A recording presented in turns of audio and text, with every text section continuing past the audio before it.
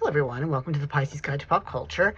Instead of doing a traditional review today, I want to talk just a little bit about T. Kingfisher, particularly her skill at crafting what I call dark fairy tales. I'll just keep this, a short video, because I do think that, there's value to be had in brevity. As I always say, brevity is the source of wit.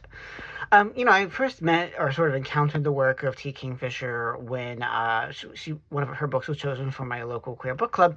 It was What Moves the Dead, and since then I've read Nettle and Bone, Thornhedge, not Nettle and Bone, Thornhedge, and I'm now reading A Sorceress Comes to Call. And all of these books, in one way or another, have a sort of fairy tale lyricism to them. There's a certain rhythm, I think, that is very familiar to those of us raised on traditional fairy tales. And much like traditional fairy tales, her work really grapples with some dark stuff. In What Moves the Dead, we have fungus horror. In Thornhedge, we have this idea that, the fairy princess, or the fairy tale princess from Sleeping Beauty is in fact this monstrous other, and in Sorceress Comes to Call, we have the traditional figure of the wandering sorceress and the powerful enchantress. And of course, Swordheart, which I also finished recently, also has that sort of fairy tale resonance when we have these sort of odd lovers of a middle-aged woman and a knight trapped in a sword.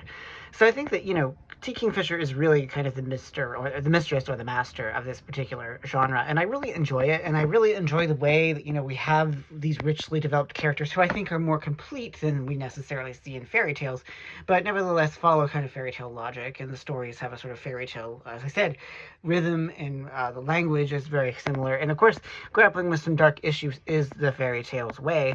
Although, they're traditionally seen as for children, they are very much grappling with serious, weighty problems and issues. And so I really give Kingfisher a lot of credit for, using this traditional form, updating it for our contemporary moment with, inclusion of trans characters or non-binary characters or queer characters.